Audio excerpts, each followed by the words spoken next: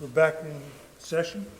I would like to make a motion pursuant to 20-A MRSA, Section 1001, parentheses 9, close parentheses, to readmit the student under consideration on the grounds that the behavior in question is not likely to reoccur. Second. All in favor? Oh, that's for discussion. Any discussion? Any further discussion? All in favor? Pass. Okay, that's what we just done.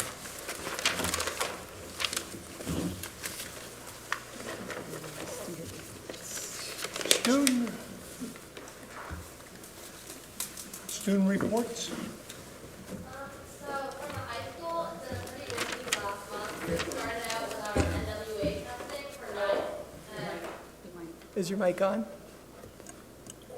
We started, yeah.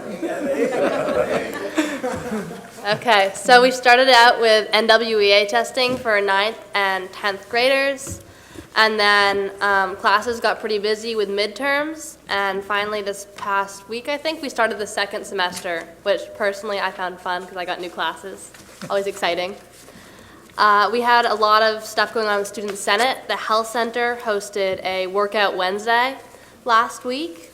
The Outreach Committee is hosting a Carnation Sale to benefit charity. And our Eurosphere dance that was planned was canceled due to weather and rescheduled for March. The Sustainability Committee is also working on a mural. If any of you guys have seen it, it's in the English hallway. It's pretty cool. Outside of school, we've had several, CATSI, which is the technical school in Augusta, we had several students there place at Skills USA, which is awesome. We also had 9 students perform at the District 3 Honors Music Festival last week, 2 weeks ago? Yeah, and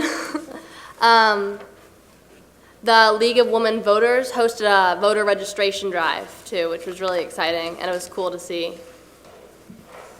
We're also in the middle of a lot of our sports seasons. We have the Nordic and Alpine ski teams had their first KVAC races today, which was exciting. I think basketball and hockey are also kind of reaching the end of their season. And math team got second in their last math meet. I think that's about it. Okay, so Wyatt's not here today, so I'll be reading his notes. But on Katahdin, the students are learning about the 5 themes of geography in their oceans class with Mr. A.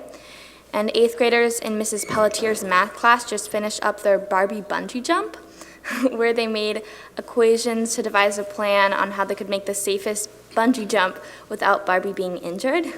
Students also analyzed their misconceptions and what they have learned. And on Moose, they are studying the Holocaust and doing newspaper research to figure out how the newspapers in Maine reported about the Holocaust.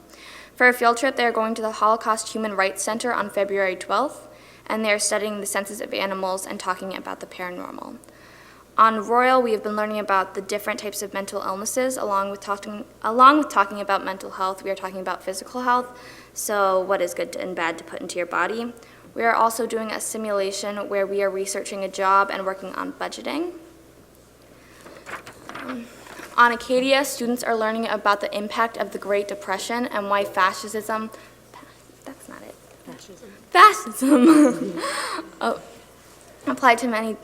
appealed to many during that time. Students should have learned what fascism is, along with the different types of government. The 6th graders are working on simplifying and evaluating expressions. Students are also learning about mathematical expressions by exploring the distributive property. Next week, students will continue this work as well as experimenting with factoring. This is a valuable process in seeing the relationship between multiplication and division. On Sebago, they are reading Freak the Mighty, and in STEM class, they built and designed their own bird feeders using different materials. They often go down to the wood shop to make different projects, and they have also started their geography unit. School-wide, we have the Winter Carnival coming up next week, which should be fun. We have different theme days. We also have Healthy Decisions Week coming up, Healthy Decisions Day, and we also have Annie the Musical, which will take place in late March. And for student government, we are still running the school store, which is open 7:30 to 7:55 on Wednesdays and Friday mornings. And like I said, next week we have the winter carnival, so we've been collecting cardboard for the advisee sled races. That's about it. Thank you very much. We appreciate students' reports. Have a great week. There was no citizen. There's no citizen. Presentation, the audit report. So we're going to invite up Ron Smith. He's our auditor for the school district, and he'll give us a brief report and tell us what our outlook kind of looks like moving forward here. Good evening. I'm Ron Smith, principal with RHR Smith & Company. We do the whole world of government, probably over 350 government audits, of which are about 120 or 130 are schools. So we know a lot about who you are and what you do. And I'm pleased to present the 6/30/2019 audit for Maranicook. So, and what I'm not going to do, because I'm sure you have a busy agenda, is go through 117 pages. So I will hit the highlights of the document. And certainly to start, you have a carryover balance that came into fiscal year 2020 of about $1,050,000, of which the district used $600,000 for tax relief in the fiscal year that you're in right now. And that left you with about $450,000 of unassigned fund balance, which is an increase of about $200,000 from the previous year, fiscal year 18, predominantly by unspent expenditures, that you return back to the bottom line to roll over into next year. So financially, very healthy.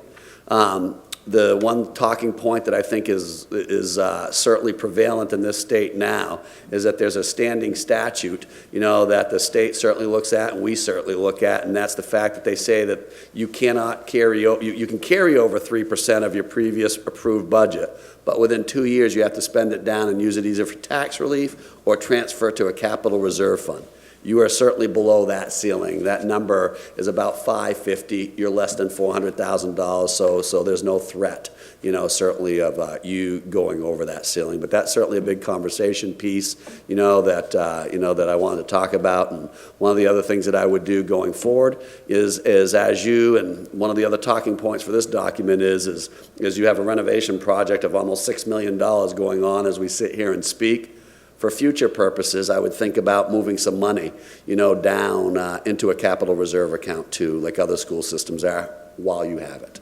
And I think that having some kind of a plan and a little foresight with this renovation, it's not going to take long. It's like driving a car off a parking lot, a brand new car. It doesn't gain value, it loses value. So either capital reserve, maintenance reserve, those are the things that we're encouraging our school systems to certainly fund, while you have the equity to do that. And I certainly urge this school system going forward, socking a little at a time away can really go a big difference.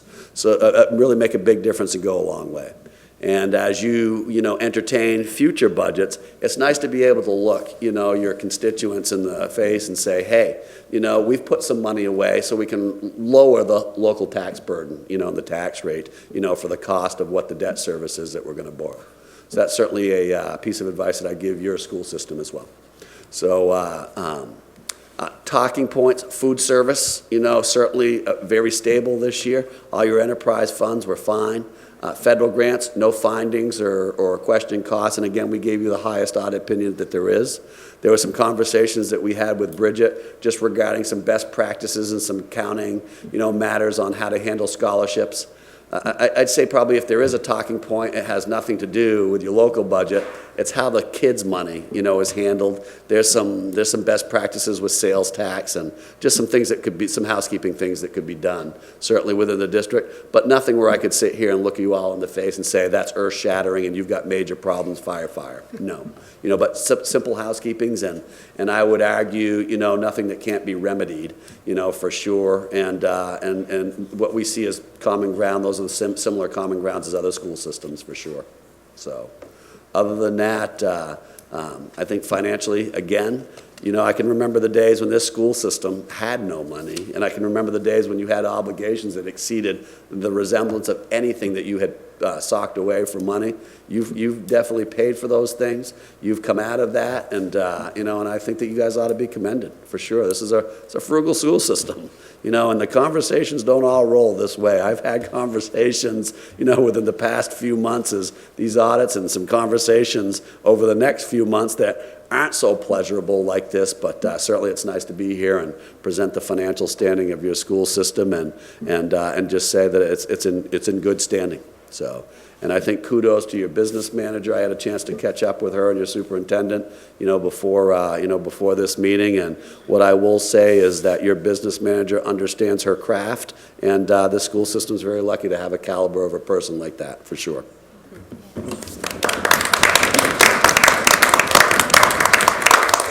She didn't pay me to say that either. So, and those conversations don't roll all that way all the time either, but certainly it rolls that way in Maranacook, and this school system has a great business manager. So I have some questions. Capital reserve, is there an IRS rule on how much could be in there? There's no IRS rule. There's a state statute that actually is standing, and it actually defers to the municipal statute on how to fund capital reserve. And once it gets in there, what the protocol to do is.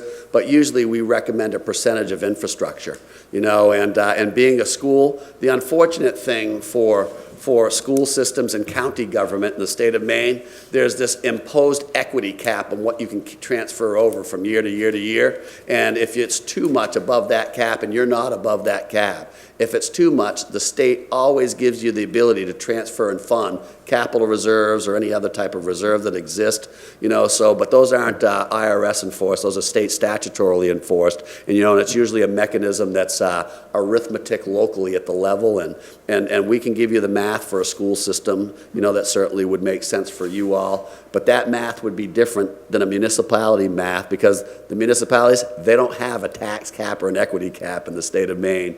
You all do.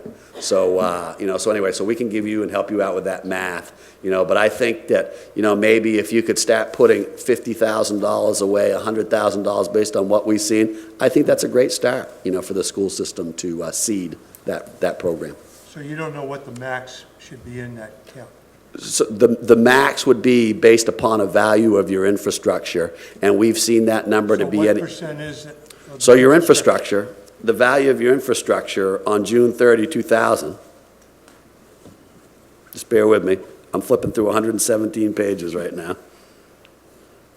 So the value of infrastructure for Maranacook, I'm close, is about $22.6 million. That's your gross value. Unfortunately, because of wear and tear and everything, you know, with your infrastructure, that's $11 million. So just really being me and doing this for 30 years, I wouldn't use the value of infrastructure. I would use the value of the wear and tear on your infrastructure and use that as a percentage. And I would say somewhere between 1% and 3% would be a goal for a school system that we would, if it were at a municipality, I'd go as high as 10. I'm just being realistic and practical, knowing the environment that you guys, and it's just not realistic that we're going to be able to put, you know, $1 million into a capital reserve account at Maranacook.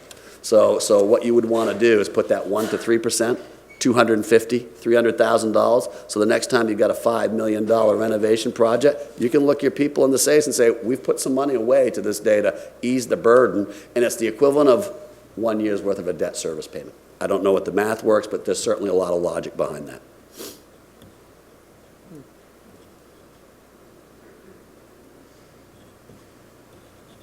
Thank you. Anybody else have questions? It's been a great pleasure. Thank you. Thank you so much. Good evening. Up next is Nan Bell from 5210, and I see Becca is going to be joining her for that presentation. Of course. Okay. Good evening.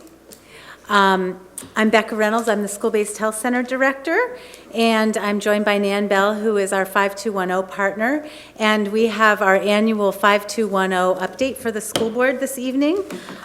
So first of all, Nan has just passed out a little packet for all of you. The beginning part of the packet highlights the student wellness policy.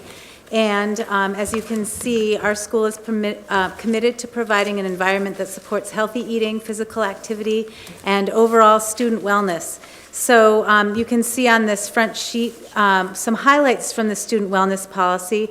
I'm not going to read those for you, but I do very strongly believe that our involvement with 5210 helps us greatly in adhering to those primary points in our school wellness policy. So if you remember, 3 years ago, we joined 5210, and you all agreed that this would be a positive step for our district. So each of our schools are now partners in 5210, and Nan has helped us to inform our work with this program. So what it stands for is 5 or more fruits and vegetables a day, 2 hours or less of recreational screen time, 1 hour or more of physical activity, and 0 sugary drinks, more water. So many of you will recall that we've installed water bottle filling stations in every single one of our schools. So that was one of the primary things that we did right out of the gate. So we've been working over the past 3 years to get them in all of the schools. And finally, we do have them, and we have a number of them here in the high school. And a matter of fact, I just heard that the middle school wants another one because theirs is so busy. So good water drinking at the middle school. So we also were given these toolkits. So each of the champions in each of the schools has a toolkit, and we use this to help teachers or other staff members find activities and different things that they can do to promote the cornerstones of the 5210 program. So this is a great resource, and you're welcome to look at this. So I just wanted to kind of remind you a little bit about why we're doing that.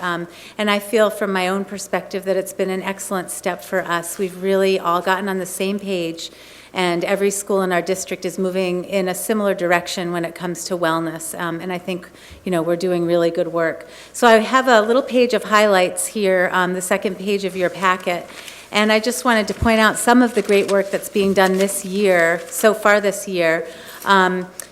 Reedfield Elementary School is doing a cross-country skiing club with Mrs. Godfrey every Wednesday afternoon. So now that there's a little bit of snow on the ground, and we're going to have more, hopefully we'll have better skiing. Wayne Elementary School is famous for their school-wide taste testing, and they tried spaghetti squash and roasted pears so far this year.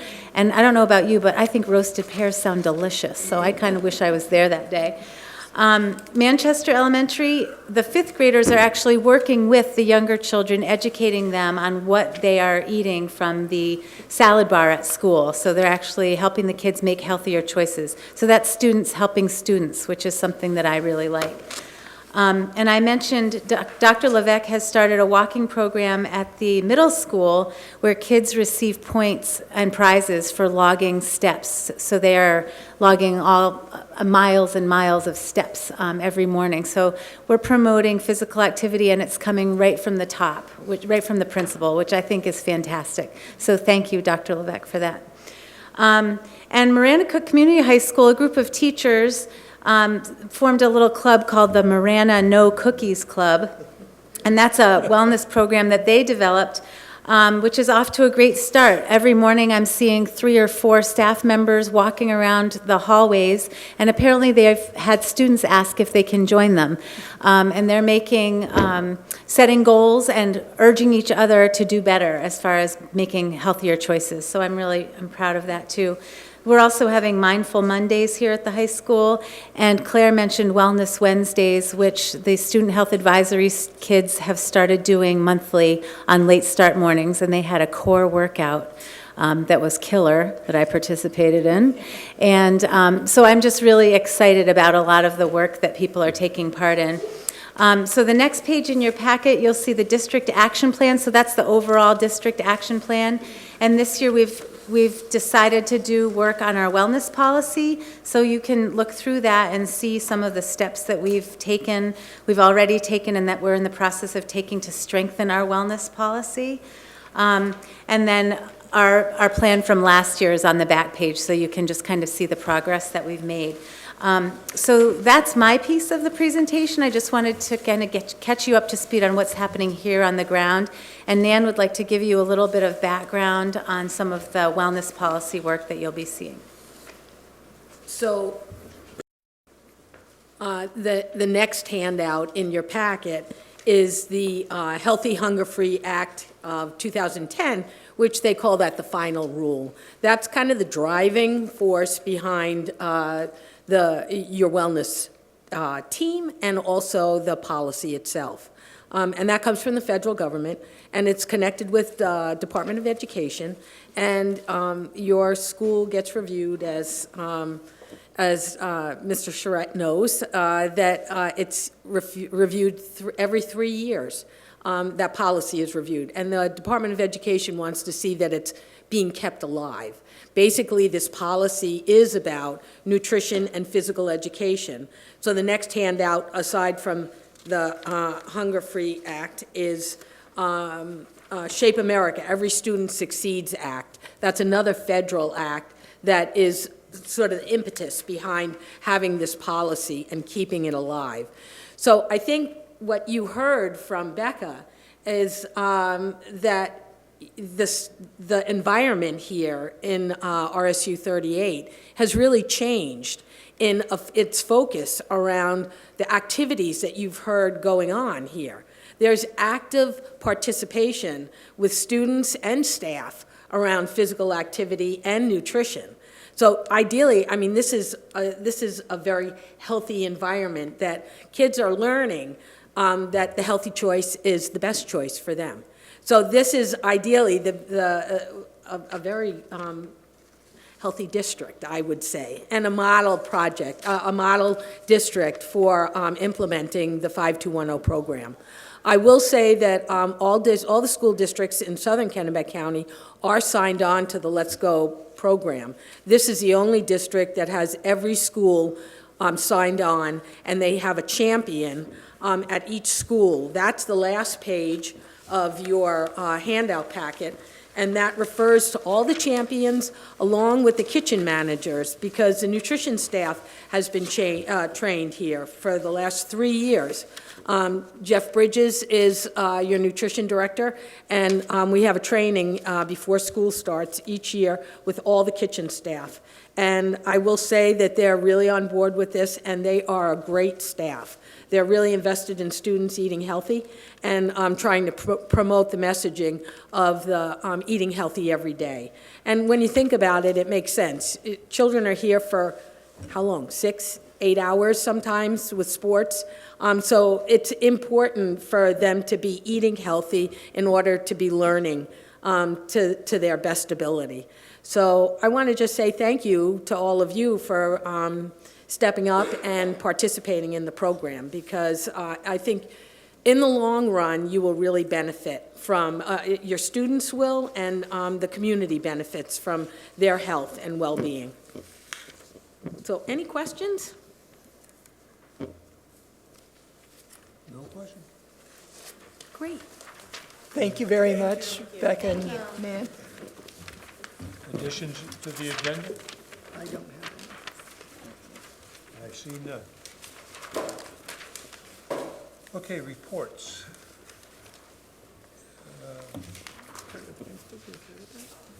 Yeah, we'll go with the principals. Why not? Sounds good. Was there anyone here from the association tonight? Just double checking, if I hate to skip them. No report, though, right? Okay. So we will jump to the principals next. Dr. Conway, are you okay if we start with you tonight? Yep. It's gonna be quick. 2 quick things. We had early release day today, professional development that was focused on back to basics for advisor training to calibrate advisors to make sure we're all doing the same things and supporting our students. And that was led by Ms. Brackley. It was really a productive day. The feedback from the training was very positive. And also next week, next Thursday, we have our 8th grade parent night, and that's just one of my favorite nights of the year. We'll have 8th grade parents and students up here, show them around the school, meet in here and have, introduce everybody and introduce our programming. And then we go into the gym and have like 20 different tables set up where people can kind of meet and greet and get to know more about us. So we're looking forward to that. Thank you. Dr. Levac?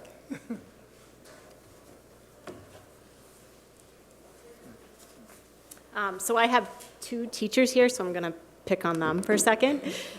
Denise has been working really hard with our computer and coding programs, and you have 7 students going to the 3D Expo? 17, sorry. 17 students going to a 3D Expo coming up on March 7th, which is pretty amazing. And I think 31 students going to an MLTI conference in March, which is just huge. And she put out a Donors Choose to help us pay for that. So if you want to give us any more money, you can go to Donors Choose. And then Amy Tucker is teaching a Holocaust class right now.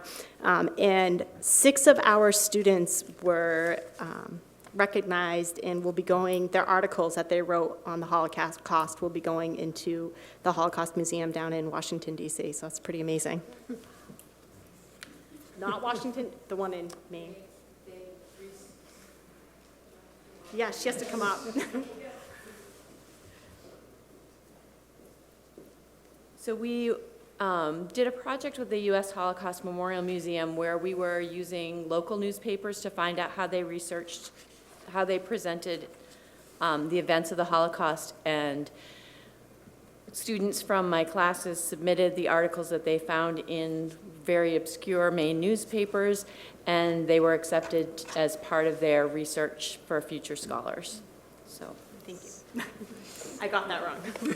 But don't we have a Holocaust at And UMA, right here in Augusta? we do, and her team is actually going there next week.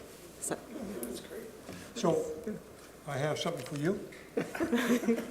You had, you talked in your report about trucks. yes. That's exciting too. The most important part about trucks is engines and gear ratios to go up and down hills. You didn't talk about fuel economy and how that is achieved.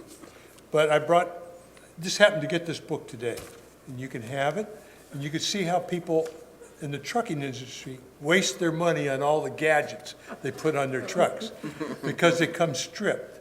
But the big thing is torque. And torque is how you buy engines if you're trying to make money to go down the road. People don't think about that, but it's one of the most important things. If you can't put torque in the engine, you're wasting time by going up and down hills. It disturbs cars, and you're lagging in the thing. So if you want to discuss that, I don't mind. But this here will give you, you would be amazed at what guys pay for different items. Give it to the class working on that. Well, it's just, but I mean, and the other thing is that if you wanted to, for somebody mentoring, you ask for mentors. So what I think that you really need is a salesman to come in, and how much money do you spend to get the project done to go across country? Because each trip, you get paid. I broke everything down by mile, and without doing it by mile, you have no clue of where you are. But if you want to talk about that further sometime, you know. Thank you. Yep. Thank you, Dr. Levac. Mrs. Hartford, can I ask you to go next? Oh, they're all going to come up together? Just kind of I'll wait for Jeff. or is this one right? We've also, as a elementary schooler, just finished all our NAWIA data and just ready to dig down and do some more work instructionally with our curriculum. It's kind of a good time of year, an exciting time of year to be prepared and really focus on increased learning, increased expectations for students. They're ready for that growth too, so it's super exciting. We spent today at our PD for all of our elementary schools. We had our K-5 teachers there working with, going a little deeper with the IM, the math curriculum that we are piloting. Is still an act of learning the program and learning to the depth and the potential and the questioning and the instructional strategies and planning. And we work together in grade level spans to work on planning today. Huge discussions happen when they get together, and it really helps unpack the potential in this program. We are having visits from other area elementary schools to look at the IM work to see if other schools would be interested in partaking in the next phase, which would be the beta phase of this math pilot. So we're hosting them. I know at Manchester we are, and then we are also planning walkthroughs where we look collaboratively with teams with a math interventionist, math coach, and building principals to look for the instructional practices that are happening. So just really a lot of work is going on looking at instructionally at the math curriculum. And I believe there's also a math curriculum that has been, a K-12 curriculum committee that is being developed to really look at that math curriculum too. So take a really good look. We also had, we've restructured our staff meetings a little bit this year so that we've had 3 all elementary staff meetings, and we've brought,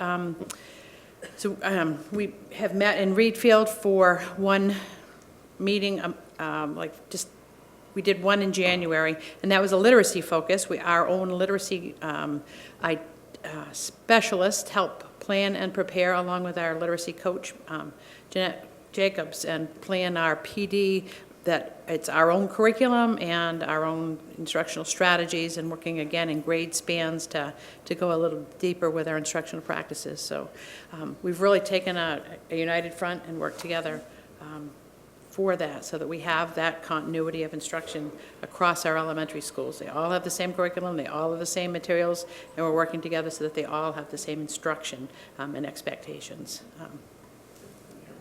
Nicely done. I just want to add one thing. Absolutely. So I just wanted, since we have this opportunity, to recognize this in the principal's report, Jada Clark, who is our school nurse at Reed Field, as well as Wayne. She is nationally board certified. It's a rigorous process, and we're very proud of the work she did. So just wanted to thank her. That's pretty amazing. And Angela Palmer's also, and I think we have one more nurse in this district, and I think there's only like under 30 in the state that are board certified, and we have 3, I believe, right here at Marana Cook, so that's pretty amazing for our nursing staff. Just to piggyback on Abby a little bit, like I said, it's been a real fun in the sense that we're really taking a district approach as we look at our math piloting program and how it's being implemented, and how we're working collaboratively across the district with principals, teachers, our curriculum coordinator, and coaches. It's been a really, I think, educational for all of us to see how this is rolling out, and also our literacy professional development when we get together as a whole district. Especially, I think it's helpful in our small schools when there's one of each grade level to get that opportunity to talk collaboratively with another second grade teacher. And on a fun note, at the elementary level, it's getting close to the 100th day of school, so that means the kids do a lot of working with all kids in the school, celebrating 100 days of school and counting and math. And I just want to update from a couple board meetings ago, Mount Vernon for years has always had a turkey trot to raise money for the Mount Vernon Food Bank. And I had put in that they raised around $500, and it's actually over $700 that 110 students have raised at Mount Vernon Elementary School, and I think that's pretty amazing, and that is at a food bank. So I'd really like to congratulate the whole community of Mount Vernon to support that food bank for families that need that. Thank you guys very much. Mr. Meserve, would you like to go next?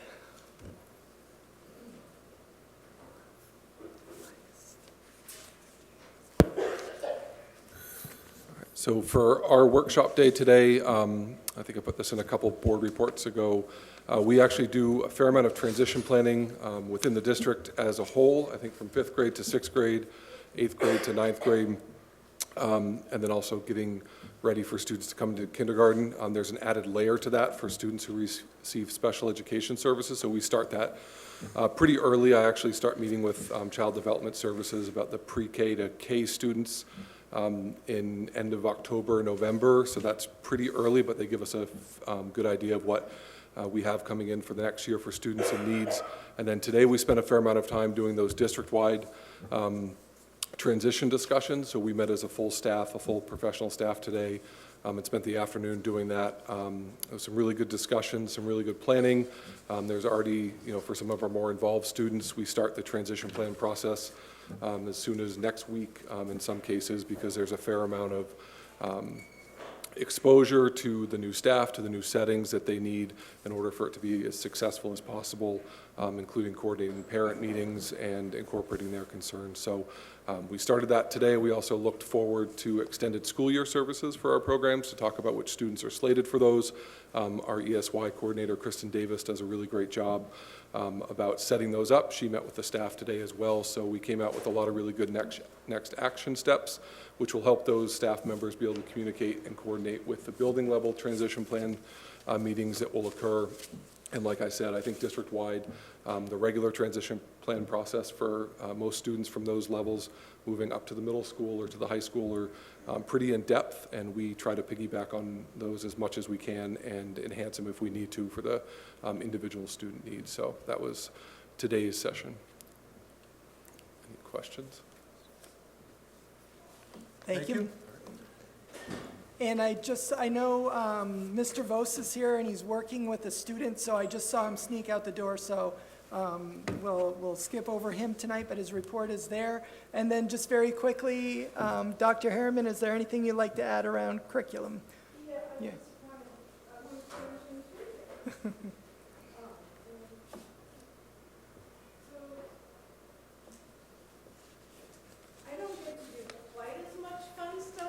Principals, but I did get to go, I have been going to all the illustrative math trainings, and I'm part of the grade 3 through 5 team. We split up so that we always stay with the same group of teachers, so we're getting all the learning within the school year that they are, and so we can be better available to support them. And I have to say, today was our last session for the year. It was pretty deep. It was intensive planning of lessons, really looking at the concepts and how to develop them through series of lessons, and it was excellent.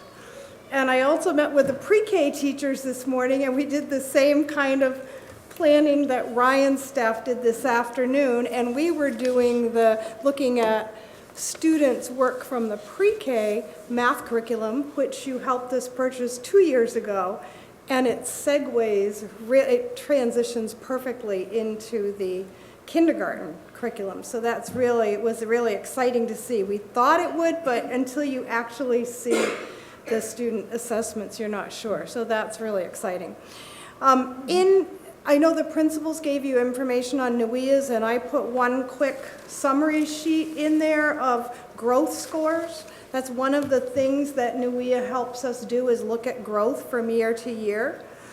But also I wanted to make sure that in my fascinating board report, you got as far down as where it says look at the data dashboard, and there's a link in there, because that is where you can now find all of the MEA scores. Anybody in the public can now see all the MEA scores by school and all the breakdown of subgroups and everything. So please just make sure you go in and see what is available there to the public now, and all the demographic information they can see if you haven't yet. Thanks. Good. Thank you. So, and again, I just want to echo what Dr. Harriman just said. You do have a one-page kind of summary, and we apologize it wasn't in sooner. There's logistics that go around closing the window. Everyone has to be done testing, and then they need at least 24 hours to be able to aggregate the data, and then we need a little bit of time to then take that data and try to put it into something that's manageable for you guys to take a look at. So I apologize that it's just coming out here tonight, but we were trying to get it out as quickly as we could here. So, of course, Alex, yeah. So, in our packet, we have winter NUIA revised data below, and then we have this chart. Right. And then isn't there another chart? Right, each principal reported out Okay. at their level, and Okay. this is the district-wide look, okay? Okay. So just so you know, that's a right. very good question, thank you. And remember, the one here in the packet is also the winter-to-winter comparison. So what you'll see in the principal reports is just, this is what it looks like this time, and then in the packet, it's the winter-to-winter comparison that the board has asked that we do, and that was established several years ago, so. And of course, you guys, as you're looking at it, it takes everyone time to process that. So if you have questions, please don't hesitate to reach out to me, and I will make sure you get the answers that you need moving forward around that data, because it does take a little time to kind of process and put it all together. But we certainly can answer any questions as we move forward, so. I just have one quick question. Sure. Make sure I'm reading this right. Whoops. Thank you. So, the students from, when it says, okay, let's look at, I don't know, first grade just so. Yep. So if it's winter 2019, Yep, those students were in kindergarten. and then 2020, it's the same students Yes, we're it's the looking at. same Okay. students, yes. Just want to make Yep. sure.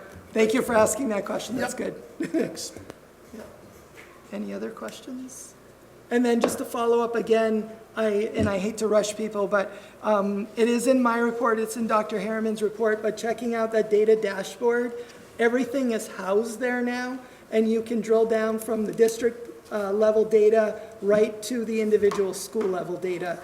So I would encourage you to go in and look at that, but I'll also be the first one to tell you, it's a very graphic-heavy site and loads very slowly. So if you get the spinning wheel, just be patient, eventually it will come. I sat with Gary one day and we were looking at it, and I kept saying to him, it just kicked me out again. So just so you know, it is a very graphic-heavy page, and there's a lot of information there. And the 18-19 MEA results are all posted there. So just so that you guys know that, okay? It has a lot of red, not good. Yeah. It's on that, I don't have the, Got it.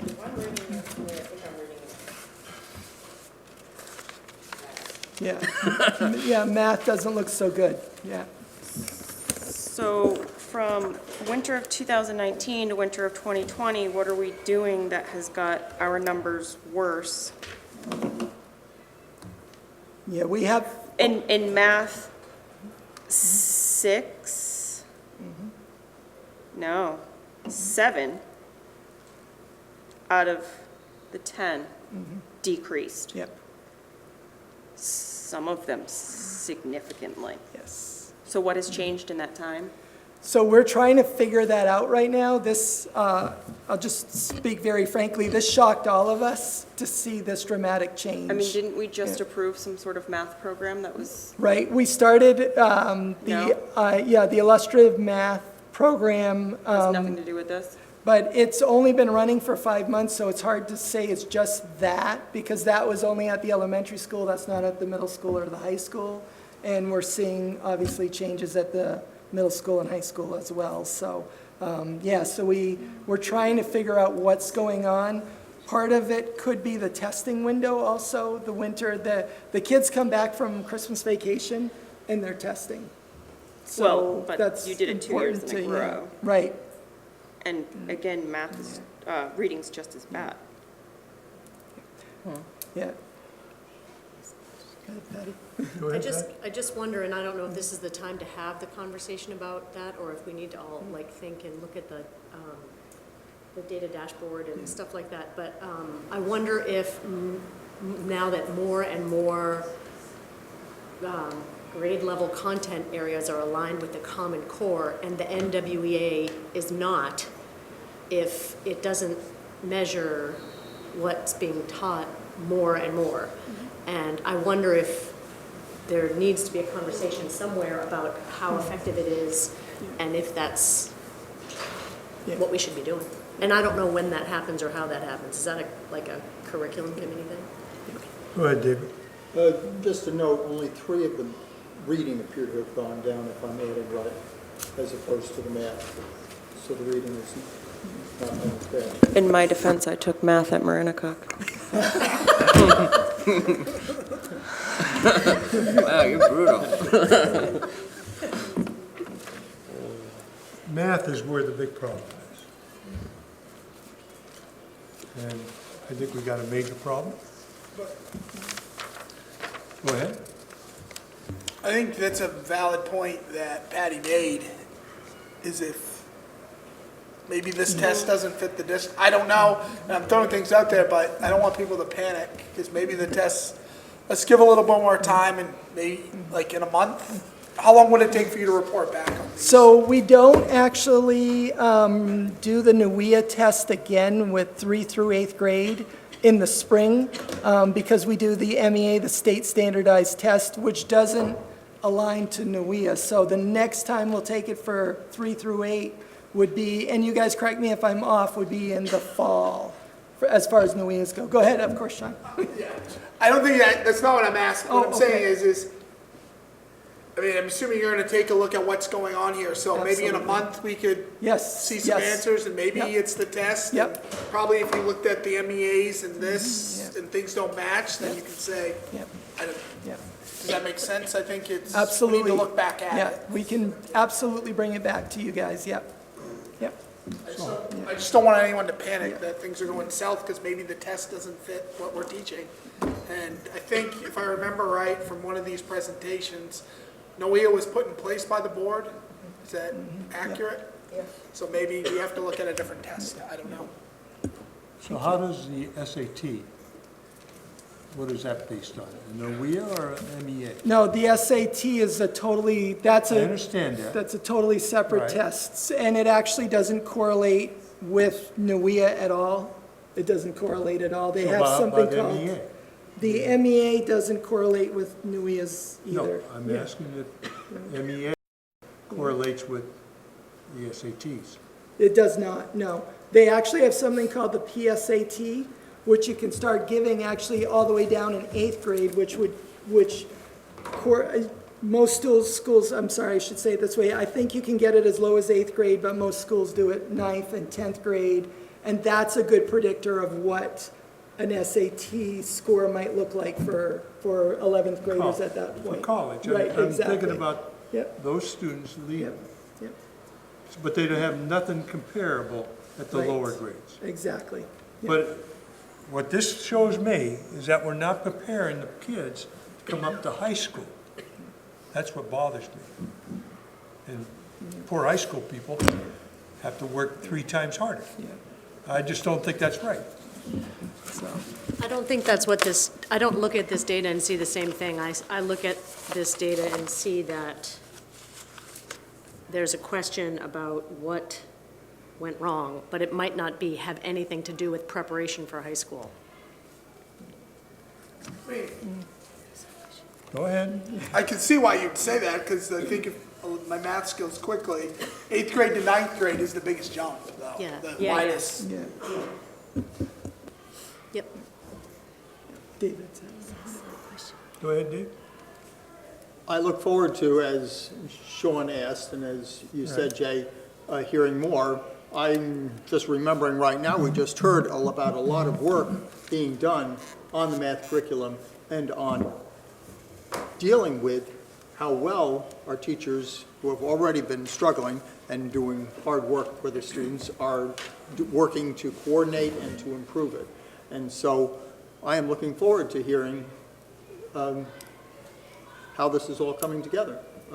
Because yes, the stats here have some question to them, but there are a number of ways that that can be addressed, and I want to hear how we're addressing it.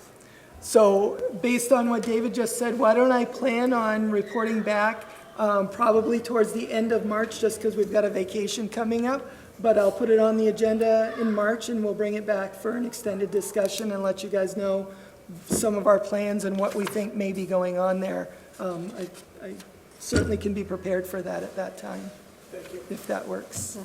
Good. So then we're up to our facilities committee. Oh. So we're up to our facilities committee. And he's not here, so we'll just pass it. And that is, let's see, on page, I believe, sorry, you guys. 24 of your packet. And Alex is our reporter. I don't know if he wants to give a quick summary of that, or no, we'll leave it in his hands. The boiler.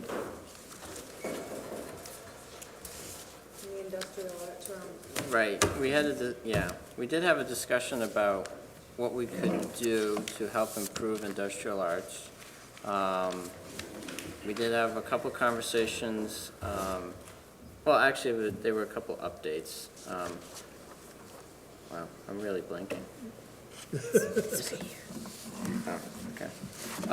So we had a discussion about the solar power project, and we kind of felt that we should keep an eye on it, but not try to actively pursue it at this time. Shop and music, we kind of discussed, what we could do to help improve both music and industrial arts. Some of it was just meeting compliance, and some of it was idea of either transitioning rooms or so forth. We also talked about the locks. We are waiting to hear back on the estimates for the locks.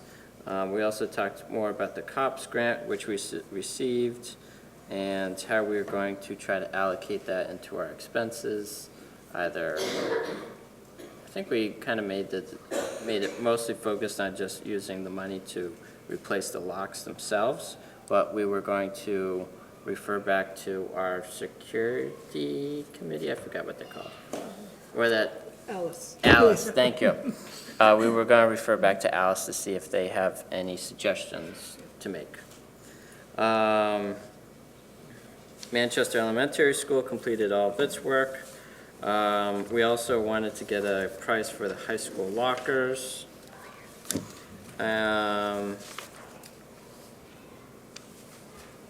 Transportation Department paving, checking with Pike Industries. And then the high school water boiler, we've been having some complications. And we kind of decided to go with 2 smaller units instead of 1 big unit, just in case one of them fails, and we can use a backup system. Thank you, Wendy. Yep. So there was something on facilities that I received an email, and you must have, panic button for all rooms? I don't know. Well, that was. Do you see that? Yeah, that came in because we're on the list of having received the COPS grant, so we get a lot of I personally get a lot of those where companies will reach out and say, hey, have you thought about spending your money on this? No, I thought it was going to give to you free. No, it's not free. No? No, it Nothing's wasn't free, Gary. They like to do free presentations and stuff like that, but it comes with a cost, unfortunately. Well, there was an idea that every room would have a panic button for teachers. Yeah. Oh. That would be a fairly expensive system to install. Oh, You think? did we also talk about the intercom system? What? Yeah. Okay. Yeah. Yeah. So the I next. can't remember what we talked about. Policy. Yeah, so Patty's our policy person, and the policy stuff is on page 26 of your packet, along with a couple of first reads that are right behind that, starting on page 28. So Patty. So at our last policy meeting, we followed up on naming a facilities policy and reviewed that one. And the bulk of the conversation, though, was with the staff standards of conduct with students policy. And we had staff there speaking with us, and several of us had received a whole lot of feedback about that. And we had, I thought, an awesome discussion about that, and it was really supportive and nice. And we are Jay is going to compile the comments and work on the language of the policy so that we could go back to the staff association and staff to see if it seems like it's meeting their requests, and then bring it back to the policy committee. So we're working on that. And we reviewed several other policies that are all on here, and you probably don't need me to read. And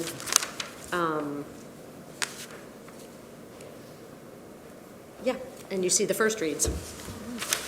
So one other thing on policy is that we discussed a policy that had a word that was wrong in December in our board meeting, and Jay figured out what the word is, and Donna fixed it. It wasn't wrong. Wasn't wrong? No. It was right? Okay. Yay. So it's been filed and passed on. So just to follow up with what Patty just said, we do have 2 policies in that packet that are there for first read. If you have any questions, comments, discussions, please reach out to either myself or any member of the curriculum committee, and we will make sure that those get folded into the conversation at the next policy meeting, which is next Tuesday, and I think it's next Tuesday, right? Yeah, next Tuesday. Policy so- at 6 PM. Yep, 6 PM, so. So then you're up to action items. Go ahead.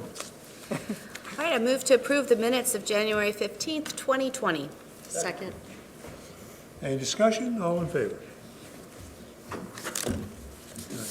I move to approve the minutes of the special meeting, January 29th, 2020. Any discussion? We got a second first. Oh, please. Okay. All in favor? Okay, I move to accept the donations. Second. Any discussion about donations? We thank the people. We appreciate it. All in favor?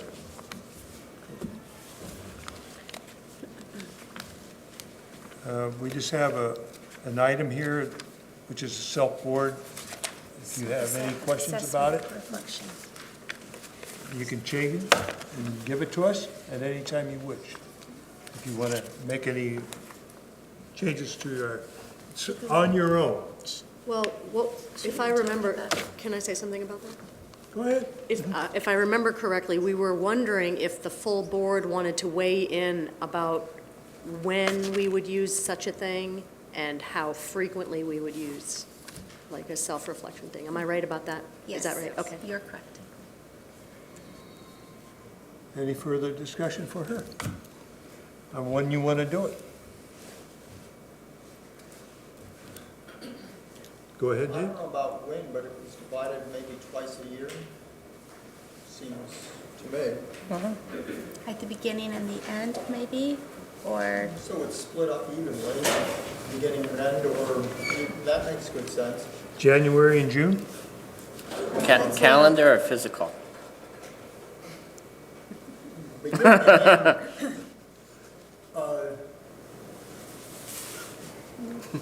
as a board, we're active most of the year, but as a school, we're active for a certain time, and perhaps shortly after the beginning of the school year and at the end of the school year, or shortly before. We can do that. So like late September and then maybe May, late May, middle May? Does that sound good to the board, something like that? How many months is in between that? Late September and, I would think he would, May. I was just thinking once a year would be sufficient. I go along with once a year, at the end of, in June. At the end of the season, that's what I Right. was thinking too. That's what I would like to see. So at the end of our fiscal year. Whatever. All, those in favor of June? How many hands we got? For once a year or Once twice a a year. year? Yeah, once a year. Okay. There you go. There's your answer. All right. Moving on. I move that we consider the overnight trip by Wayne Elementary School, grades 4 through 5, to the University of Maine 4-H Camp, Bryant Pond, Maine, May 11th and 12th, 2020. Second. Any discussion? So it's on page 42 of your packet if you'd like to look at the request. Go ahead. I just want to say, I think it's pretty cool. I always wanted to go there. I saw the commercials on TV, and so I hope they have fun. You can be chaperone. The state will let you have time off. So is this being private, or are we funding part of it? It doesn't say paid by blank. Fundraising. Yep. Okay. That's So what all it we does. pay is the transportation? No, it says that's fundraised too. I don't know the answer to that. I know they're fundraising. Just the transportation. 600. Okay, that's fine. Where'd you can find 600? She got high accolades, so she'll find it. All in favor of this?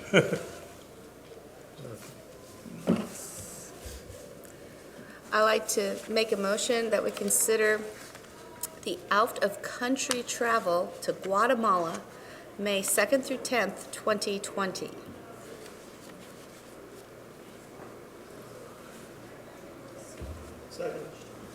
So the problem, when I read the documents, there's only 5 kids going. And I believe it was 2 adults. I don't have my package, I left it Here, in. you can use mine if you want to take a look at it. I, So just for the rest of the board, page 43 is the original request. And I do have the advisor who's proposing the trip here, Kelsey Bickford. So Kelsey, if you don't mind, would you mind stepping up just so that as they're asking questions, I think you're the best person to be able to field some of these answers. Hi.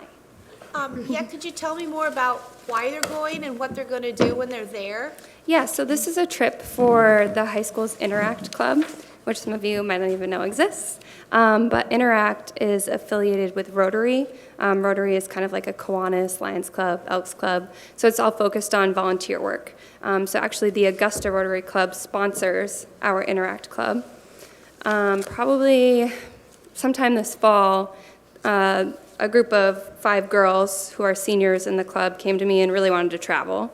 And they were naming off places, and I was like, well, slow down. I was like, what about this place? Because I've actually been there 3 times, so if I was ever going to take kids on a trip like this is where I would feel most comfortable, just because I'm familiar with it, know what to expect, and do find great value in it. So they would go to volunteer there. Safe Passage, I don't know if people know much about it. It is in Guatemala City. It was founded by a woman from Maine, actually, so a lot of Mainers take great pride in the organization. They are a school. Guatemala City, there's a garbage dump there, and years ago, a lot of families both lived and worked out of the garbage dump, and Hanley Denning is the name of the woman who started the program. And she went to visit just to get really fluent in Spanish, and she fell in love with it and started this little area where she would invite young kids to come and just have a healthy snack and play some games and just kind of get out of that environment for a little bit. And since then, it's grown immensely. They are actually a full school now for K-5, high school, and I don't know how they do it down there, but their high school, they call it the Cray, is not an actual school yet, so the kids actually go to school twice.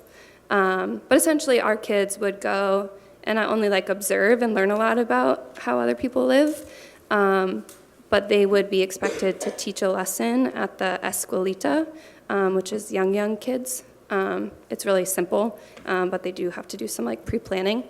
They're also expected to raise quite a bit of money as a donation. So speaking of which, I wrote down like a plan for costs, and it's actually, I found out, I've been talking with them, and the $2,500 donation is actually suggested. So that kind of lessens the amount of money that we need to fundraise. I could talk forever, but. So who's the donation coming from? It would come from the kids. They would, so how I've mapped it out is I would expect them to pay $650 up front. This would secure our round-trip plane tickets and also the $500 team deposit. And then from then on, we would fundraise the rest. You You expect to raise between now and then $8,000. We're going to try. And if And not, what they'll have happens to if pay. The problem that we have is that you have 5 children, but you have probably 15 in the class, right? It's not a class, it's a club. So there are maybe 10 active members right now. Don't quote me on this, but I think you have to be at least 16 to go. I would prefer to only open it up to juniors and seniors, and then if it becomes that we want to do it again, do it maybe like every other year and open it to juniors and seniors so kids have an opportunity. So it is a small number, but it's also a small club. And again, it's just something they were interested in, and I'm passionate about it, so thought we would try.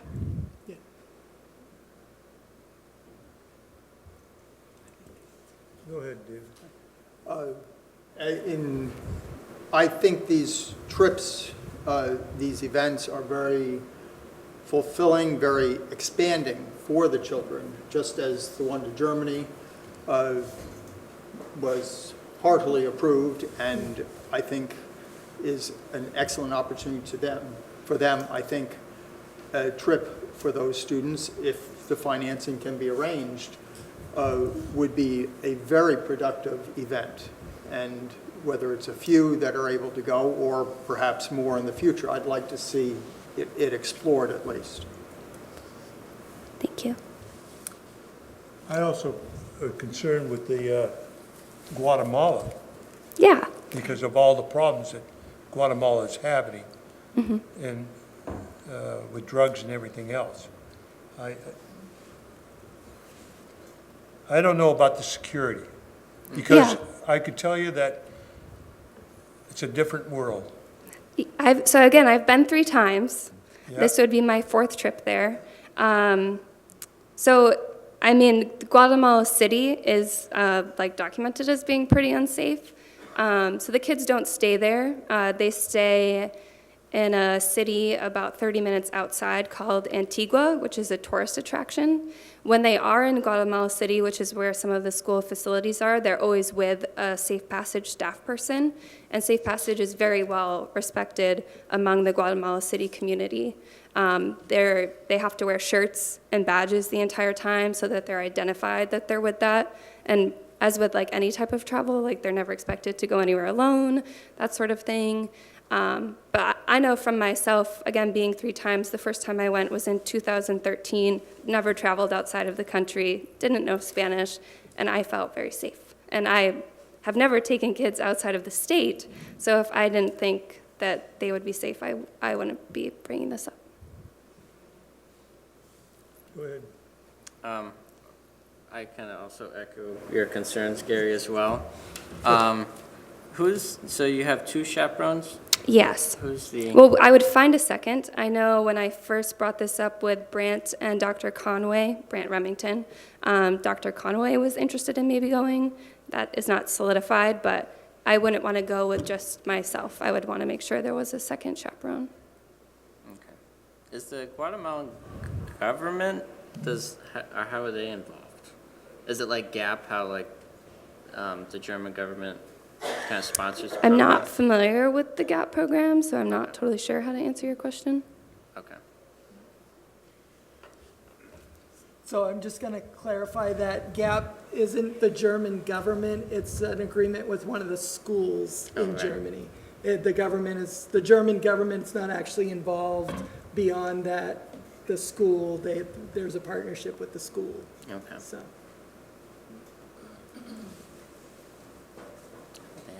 They had 8 days of class? They're going to make up all those 8 days of class? I think it would only be 5 days of class. It's a Saturday to a Sunday.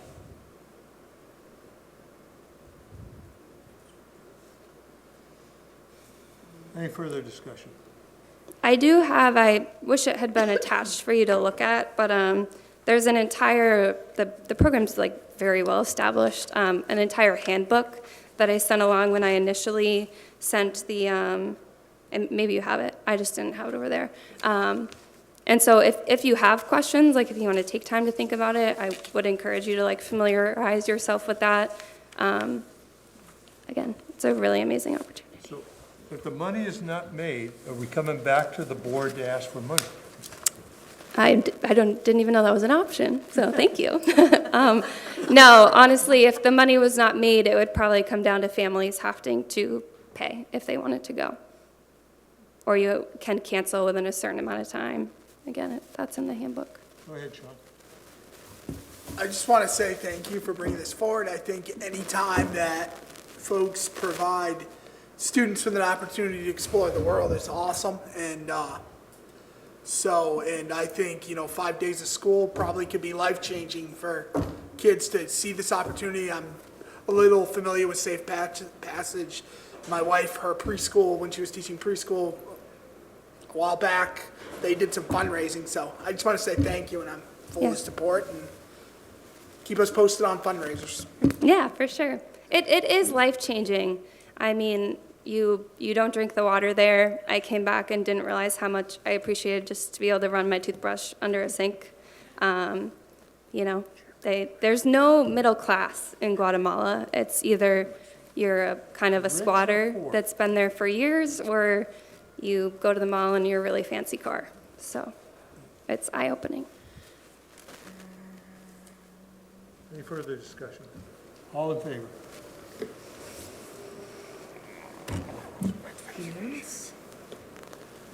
If you need extra funds, I expect you to come back, Perfect, thank you. I'll remember that. because I expect this to be a zero.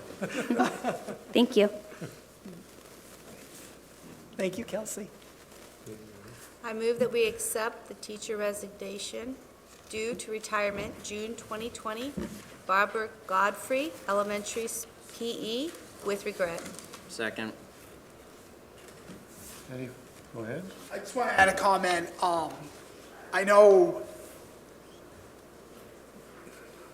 my daughter's going to be very sad to hear this.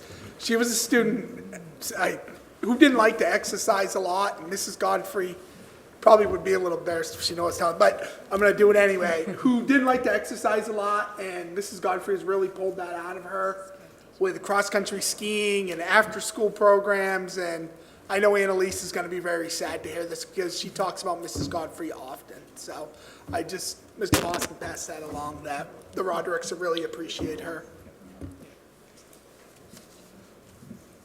Any further discussion? All in favor?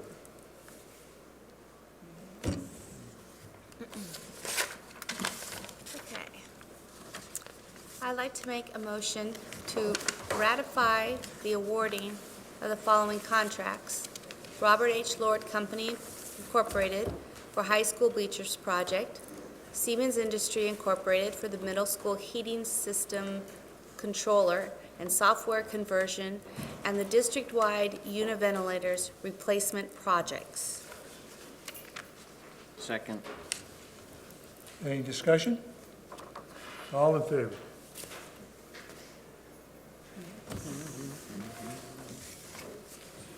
So the last, we got this stuff. Where is it?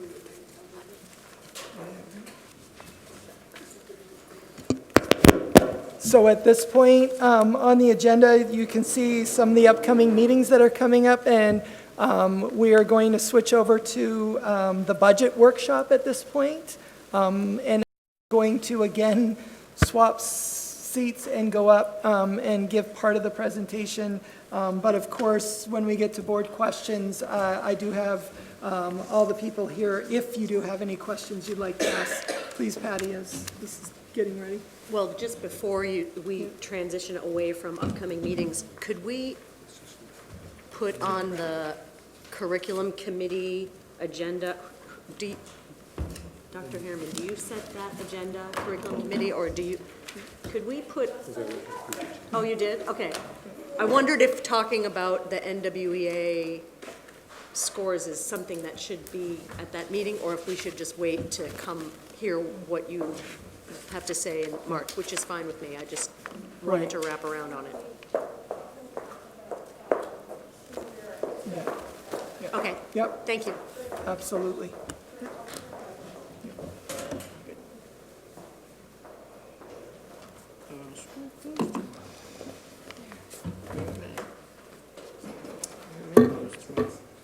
Ready? So again, I'm doing things a little bit different this year than we've done in the past. We put together a presentation. So tonight we're going to talk about technology, special education, English language learners, and the gifted and talented program as far as budgets go. So just as a reminder, our goal through this entire process is promoting student success in all areas as we strive for academic excellence while maintaining physical responsibility. And again, as a reminder, these were some of the team directives that I gave initially. Again, I'm going very quickly, but just as reference. So little to no increase in overall spending. The target for us is about 2%. We want to increase transparency and equity of spending practices, instructional line spending based on number of students in a building with additional allocations for Title I schools. And remember, our Title I schools are Mount Vernon Elementary School and Wayne Elementary School only. We're also looking at class sizes at the elementary of 15 to 20, at the middle school 18 to 22, and at the high school of 10 plus. And we also are, as positions become open through attrition, we are going to have conversations about whether they are filled or not. It's not just going to be an automatic, let's refill that position. We'll have discussions at the administrative level about the need and what our current resources are if we can just shift a few things around going forward. So the first one up tonight is technology. So we will have an overall the technology budget is down due to what's being called the MLTI bridge year. Just basics on that. Usually it's a 4-year cycle for the laptops that we have, 6 through 12. The Department of Education is in a little bit of flux. They're trying to figure things out. So they are actually extending it by 1 year. That's why we're calling it the MLTI bridge year, because we're not sure where the state is going to go, and they're basically buying themselves 1 more year. So for us, that means a little bit of a decrease. However, having said that, going into next year, it's important to know that in the school year 21-22, that the technology budget will probably increase. It will increase as we enter into a new contract through MLTI for laptops for grades 6 through 12. But because of the bridge year this year, it looks like there's a pretty significant decrease. Networks will need to be updated as well in the 21-22 year. So I just wanted to kind of front load that a little bit so that you understand that it's going down, but it will rise again, not next year, but the year after. So continuing on that theme, the 2021 bridge year is a 5th year using the current MacBook Airs that all teachers and students in grades 6 through 12 have. Elementary teachers and specialists in grade pre-K through 5 also have the same technology machines at this time. So what this is going to do in the bridge year for us is we will be able to buy all of the laptops for $48. Great deal, right? They're only 4 years old, but $48.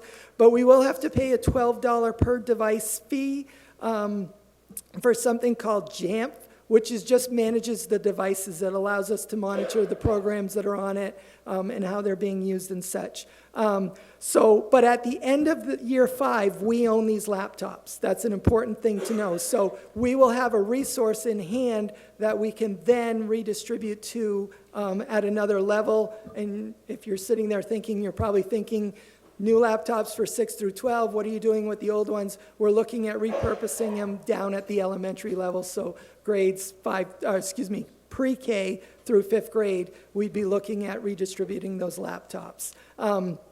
But we don't have a regular lease payment going into this year, okay?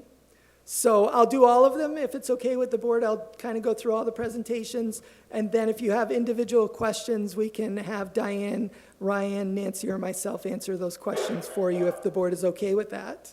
Are you guys okay with that before we jump on to special education? Okay, so special education, the number of eligible students has increased since last year, so that's an important thing to know.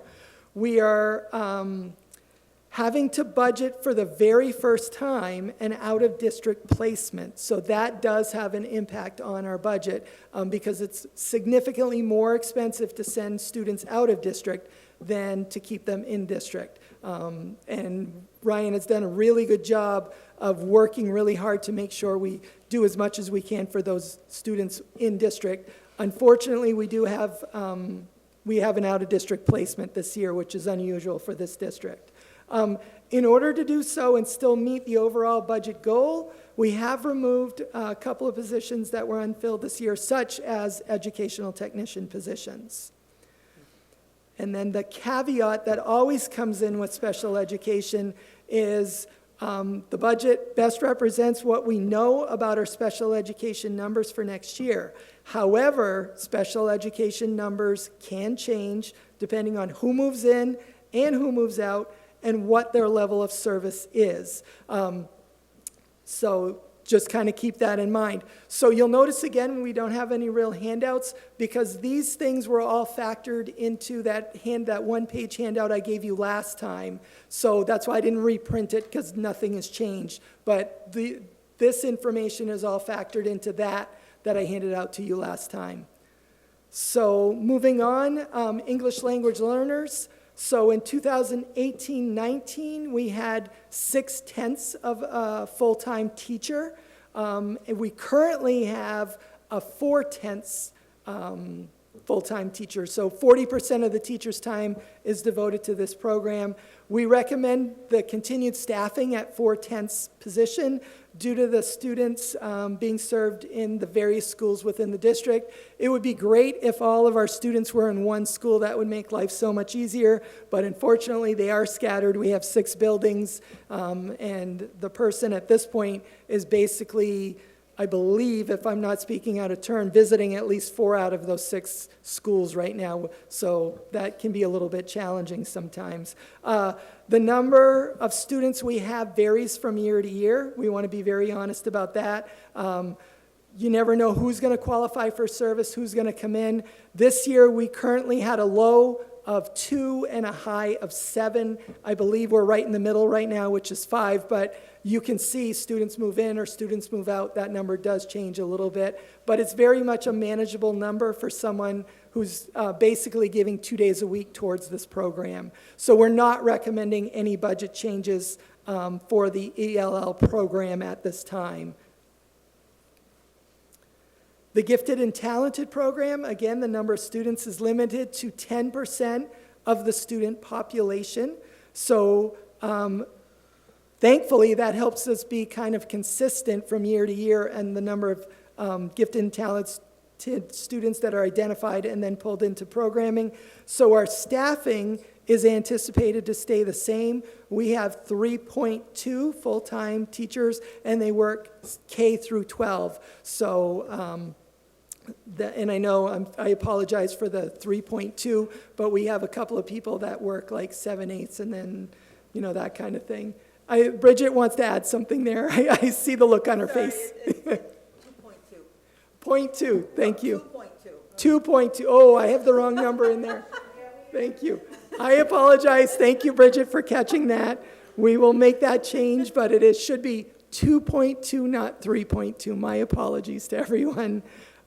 So the end result is the program costs are going to be comparable from the current year going into next year. There's really no change in what is being requested through those programs. So at this point, I'm going to have a seat, but if you do have questions, like I said, myself, Dr. Harriman, Diane is here, and Ryan is here as well. So if you have any questions specific to any of those, we certainly will take those questions at this time now. Go ahead.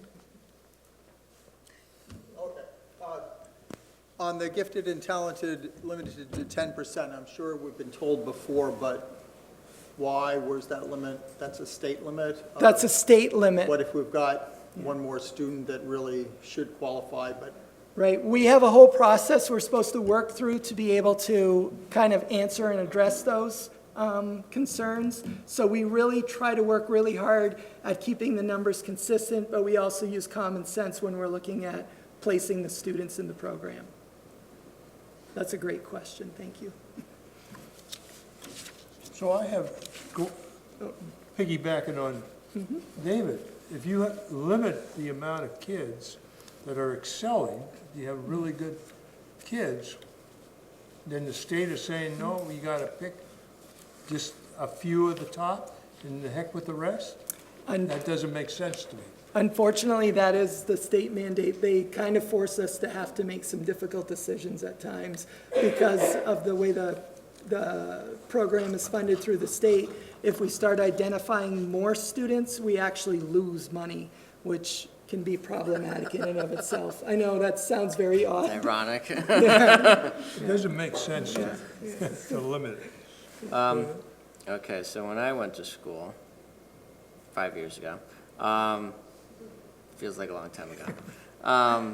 What happened to all the iPads? The iPads? Yeah. Yeah, Diane, do you mind fielding that? Because I only know laptops in this district, so.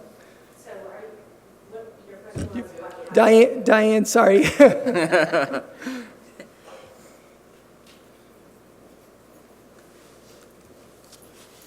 Yeah, so when I went to school, we had iPads.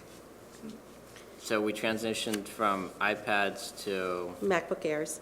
So what happened was there was an early buyout from the state. Okay. And we elected to, in the third year of the iPads, switch over to MacBook Airs. Okay.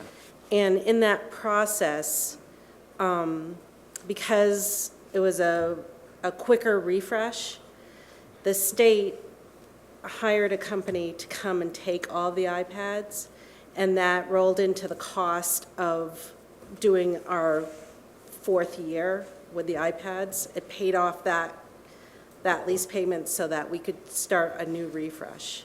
Okay. That is not going to happen this time. One of the things that when this process of the bridge year was being discussed was that and I felt pretty passionate about buying out our devices because I know there's a lot of value still left in our MacBook Airs. In fact, I'm pretty confident that we can do a fifth year quite nicely with these machines, and that there's still a lot of value that I want to be able to share with my younger grades. So I'm very glad that the state has decided that we can buy them out and then do our fifth year, and then we can distribute them however we see fit in our district. So there's a lot of value for our schools. And also they mentioned network update. Yeah. So also part of the MLTI process and the reconfiguring of MLTI, networking is really important. There's a lot of talking about the networks in our buildings as well as the networks in our towns and strengthening all of that. And so whether it's totally through MLTI or not, our networks are going to need some attention. And so because I'm kind of a frugal technology director, I would like to not have to pay for the entire thing ourselves. So I'm sitting back a little bit and watching to see what comes up. And if, part or most of it gets paid by the state, that's a really great thing for us. And if not, then we'll have a plan and that will be in place, so. Can I continue? So I'm assuming the usage demand on our network is rising exponentially? So in the last couple of years, I've been working on the backbone of our network and buying network equipment. You've seen me come through. And so I feel confident that we can keep things going. And and meet the demands. I'm not saying that it's perfect, but like I said, we've been really working on our backbone of our network, so that feels pretty strong right now. So if we went on this snow day and you had to have, would your backbone take care of it? I'm sorry, I don't know what you're asking. Well, if kids are at home Yeah. and they have contact with teachers, your network is going to be used. No? No. They use their home networks, or they can take out a Kijit, which is that mobile hotspot. We have some at the high school and some at the middle school. But I think that's something that the state is actually looking at in general, is just really beefing up towns' ability. I mean, and towns are actually even looking at how do we get connectivity to all of our people, and not only students, but, you know, families, so that they can work from home or just be able to have connectivity. So you have 2 snow days, you're going to be able to test it. I know. May I talk about this? You can. So when we were doing our blizzard bags, the state brought in, you know, mandates or, you know, recommendations, and one of them was that we provide a lunch. Well, the logistics of providing a lunch has been interesting, you know. So, you know, we want to pick a snow day that we can see coming. And, you know, we're looking at tomorrow, and we still don't know if we're going to be able to come or not. And even if we do come tomorrow, then Friday looks like, well, will we have school on Friday, or will we even be able to stay the whole day tomorrow? And the logistics of making lunches and getting them to kids and feeding them early puts a lot of pressure on our food service. And so we're hopeful that we can get one in soon, but the timing just hasn't been right. And so we want to sort of give it its best shot and not really strain our food service people. So I'd like to go back to this lease payment. You said none this year. So are you doubling up the lease payment for the following year? So Are we paying out $48? we're just paying our $48 plus the $12 for the JAMF to manage the One-time devices. charge. What's that? One-time charge. 48 is a one-time charge. The yearly charge of $12 manages all the devices. And that's super important to put printers on, to put testing apps on the devices. There's a lot to that, and even just to check for malware. And because we know that this is a tough budget year, I think the timing couldn't have been better for us to have like a little lull and then be able to go back into it the following year. So the total cost of that operation is? I have that. Do you have that now? I've got that number, I think. Bridget has the actual figure. I think it's $85,000 that we'll be saving. Decreasing, Right yeah. here, yeah. Yeah, 85,852.